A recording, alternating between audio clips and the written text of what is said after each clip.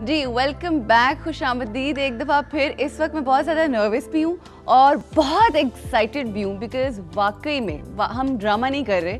हमें वाकई मुझे नहीं पता कि आज मेरे गेस्ट कौन है। और ये आप देख रहे हैं, पहले जूस था और मेरे हाथ में लस्सी आई है क्योंकि जो हमारे गेस्ट हैं वो चाहते हैं कि मैं लस्सी पीऊँ। मुझे कुछ समझ नहीं आ रही क्या होने वाला है। अब मैं कहने लगी थी आप लोग की बहुत सारी तालियों में हमारे गेस्ट लेकिन surprise for me and for you.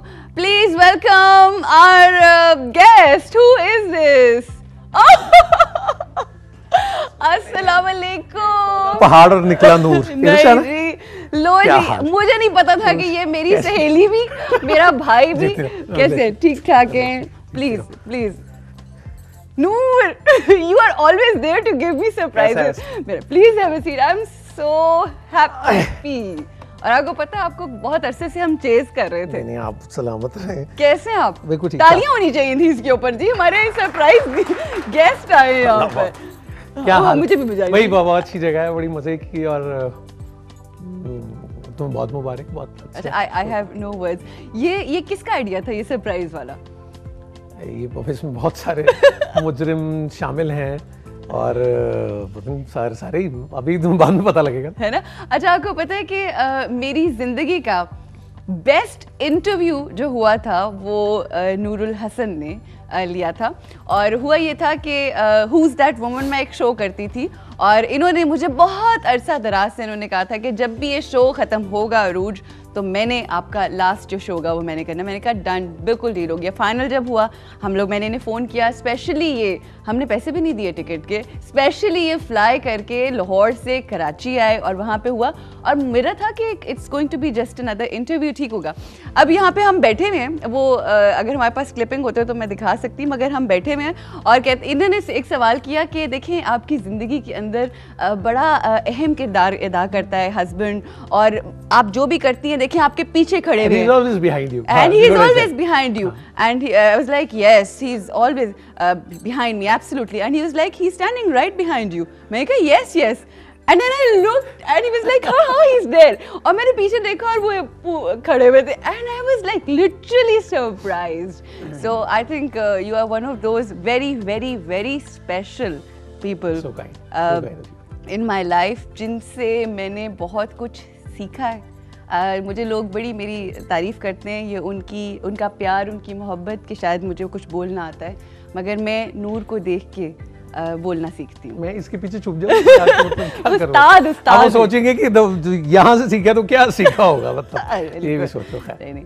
अच्छा, ये लस्सी का क्या चक्कर है? लस्सी का चक्कर ये उसको पूछने लगे कि चाय पियेंगे, नाश्ता, तो हाँ। मैंने कहा कि मैं जो हूँ वो सुबह 1 गिलास पानी पीता हूँ, 3 अंजीरें खाता हूँ और फिर 1 गिलास पानी पीता हूँ। अच्छा। उससे मैदा बड़ा अच्छा रहता है और आप वो एक अच्छा नाश्ता हो जाता है। तो मैंने कहा ड्रिंक वो अगर हो तो फिर कोई लस्सी होनी चाहिए। सही। तो फिर वो लस्सी वाकई आ गई। मतलब वो देखें आप तो, कोई हुक्म करें और आपने मतलब क्या सोचा, पहलवान को आने लगा? वैसे तो पहलवान हो गए। अच्छा, मुझे मिक्स कर दिया उन्होंने कहा जी लस्सी आ रही है, उनकी फरमाइश है, और कोई हरे रंग का चोगा पहना हुआ है। तो मेरे ज़हन में मैंने कहा यार मेरा कोई मलंग से तो दोस्ती नहीं है। मेरे अब्बा एक बहुत अच्छी बात कहते हैं, वो कहते हैं कि ये जो 2 नंबर है ना, इसका ये फायदा है कि इससे ये पता लगता है कि कोई 1 नंबर भी है। क्या बात है। और अंधेरा होता है तो रोशनी का पता लगता है। क्या बात। सो ये नेगेटिव पॉजिटिव से ही सारी हम भी इबारत है और ये दुनिया भी इबारत है, और ये निज़ाम ऐसे ही चल रहा है और ऐसे ही चलना है। सो वो बहुतात एक चीज़ की जब बहुत ज़्यादा हो जाए, जैसे हमारे कभी मुल्क में देखो कि जब हम बहुत अरसा खामोश रहते हैं तो फिर हम बहुत अरसा बोलते ही रहते हैं, जैसे आजकल। हाँ, बल्कि वो कहते हैं कि एक बुज़ुर्ग जो है वो बहुत अरसा खामोश रहे तो बहुत सालों बाद जब उन्होंने अपनी पहला लफ्ज़ अदा किया तो वो ये था कि इतनी देर भी चुप नहीं रहना चाहिए था। कितनी बड़ी तो वो मेरा ख्याल है कि वो जब आप जितना फिर उसकी वो कीमत सी एक अदा करनी पड़ती है।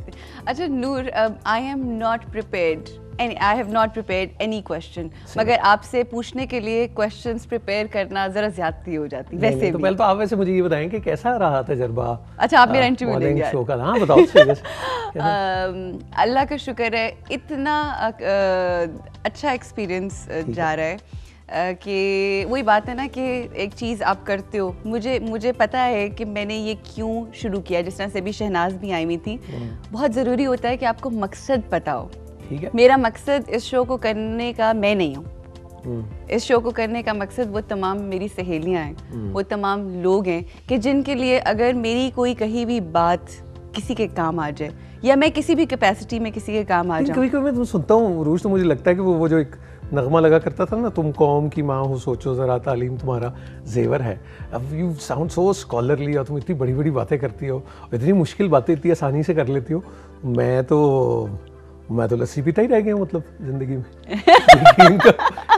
अच्छा, मैंने कहा मेरी गुड एट दैट माशाल्लाह। नहीं, और सब तुम्हें सुनते हैं, तुम्हें सुनना चाहते हैं, तुम्हें देखना चाहते हैं। और जिंदगी के जो एक्सपीरियंसेस होते हैं ना, जो उतार चढ़ाव होते हैं, वो मेरे ख्याल आपको बड़ा कुछ सिखा देते हैं। और अगर आप तब भी ना सीखो तो कितने जाहिल हो आप।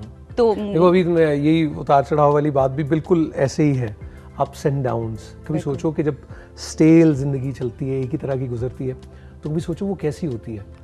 बिल्कुल वैसी होती है जैसे जब धड़कन में ड्रामा में वो जो मीटर होता है ना, वो एक लाइन आ जाती है, बिल्कुल तो खत्म। तो ये इसी तरह ही जानी चाहिए। यही तो खूबसूरती है। जब आप जरा थोड़ा सा ऊपर जाते हो तो फिर नीचे की कदर याद आती है, और नीचे होते हो तो ऊपर की कदर आती है।